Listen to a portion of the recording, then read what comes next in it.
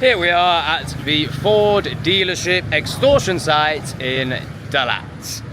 We're here to right a wrong, and it feels really good. I can feel a bit of nauseousness around, you know, the parts of me that are like, £360, this is so unnecessary, I want to keep trying to control the situation. And that part of me is going to take a little bit of control. It's going to ask the technicians why they're replacing the bumper and all that. But actually, there's a much bigger part of me that is just relieved to be doing the right thing and to be letting go of this, desire to try and control and manipulate a situation and not take the lessons from it. Because the lessons have been huge, because what it's really shown me is whenever I value money over peace or doing the right thing, it's hell. It's absolute hell. And yeah, I'm just really looking forward to this being over. So if you haven't watched the last episode, I was involved in a car accident. Totally my fault. I went into the back of them, and then they've wanted to bring it here, and it's like a £400 bill. And I'm pretty convinced that in Vietnam it could be fixed for like £30 if you just went to a local garage.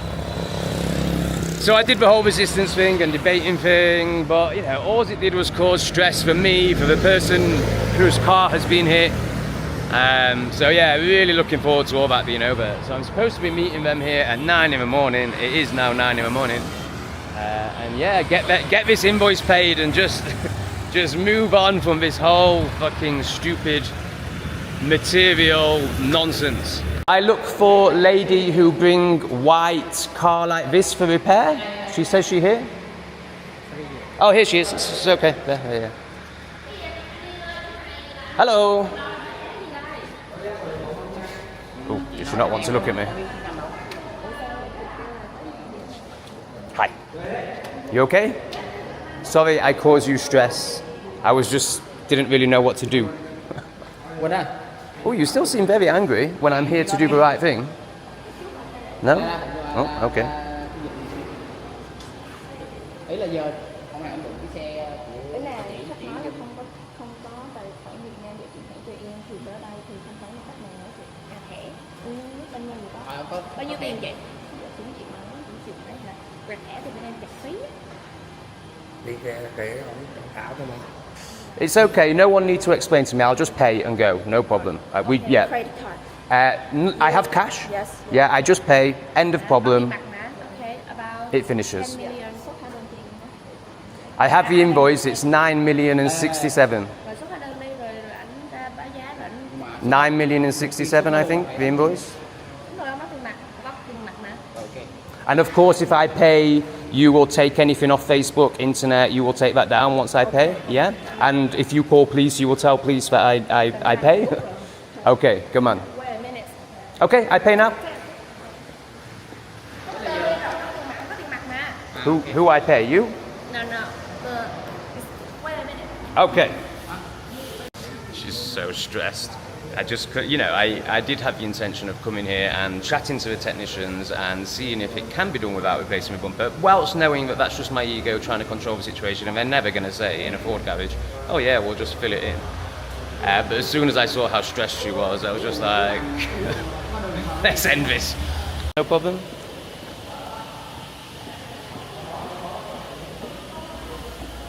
Oh wow.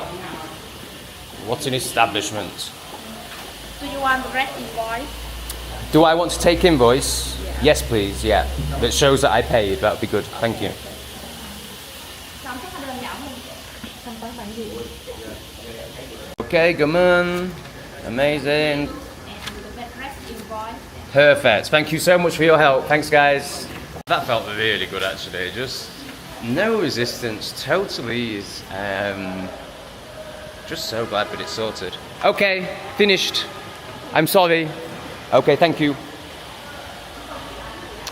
Oh, yeah, just, like when you can see how much it's affected her. This is the thing with, NPCs. They get seriously stressed about material stuff.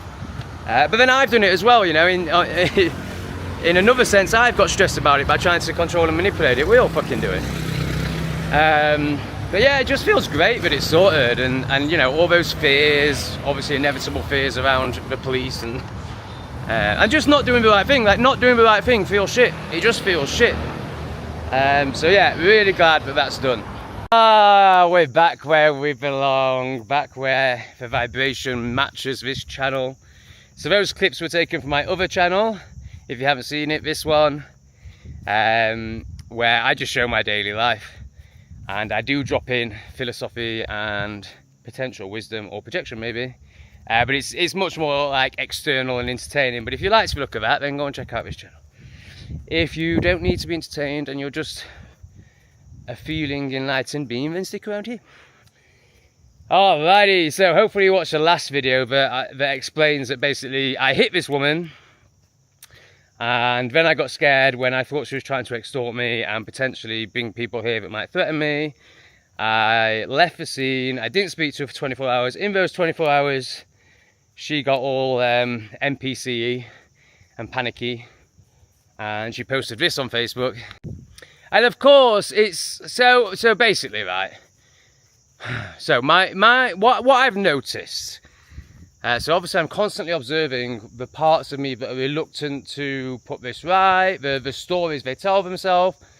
So basically, what has happened here, we're all conditioned into scarcity, and what that creates in most of us is this like need to hoard and this feeling of loss over financial. So there's a part of my ego that is scared of being desolate, basically, and feels that like losing £360, which is what this has cost, is a really big deal. And because that part of me doesn't believe in manifestation, it doesn't believe in trust, it doesn't believe in flow, it doesn't trust that the space that is created in me through this process I'm about to describe to you, and what I've realized, will just allow more abundance in. Now, of course, there's another part of me that does recognize all that.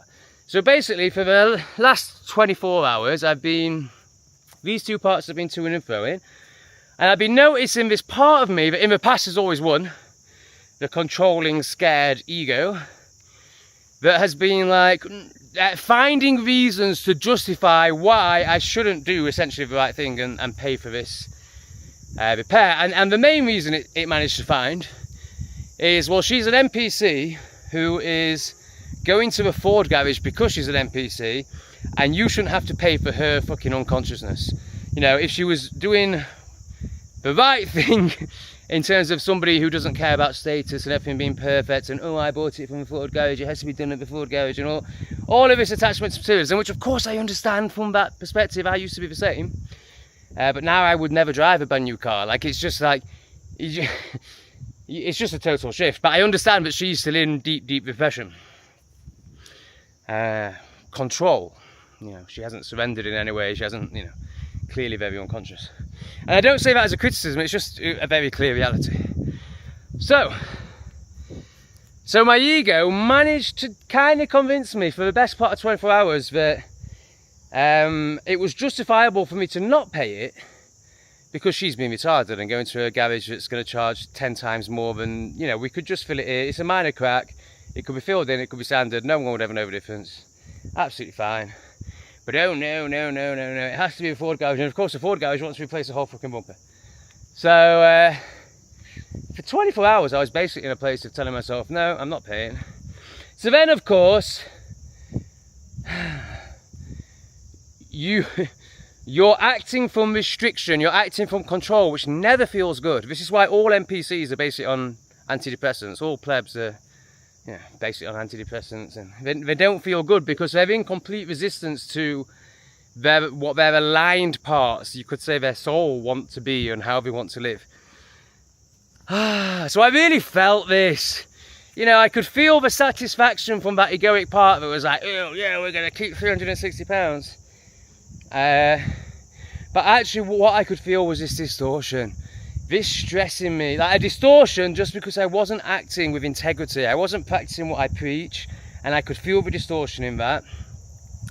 But more than that, I could feel that I wasn't in flux with the universe over this. But the universe, as always, was created this fucking situation to see if I want to feel a bit more of myself, lean in a bit more, and create a bit more space. And what I mean by create a bit more space, if I allow the ego to win in this situation, and then we've contorted, we've constricted, no space. Same old Tom controlling, same old Tom manipulating, same old Tom not doing what's right by the other and being selfish. Contortion, no growth, no expansion. Or we can be like, oh, it's painful to spend this 360 quid on an NPC, but open, it's so worth it. And also knowing and experiencing the evidence that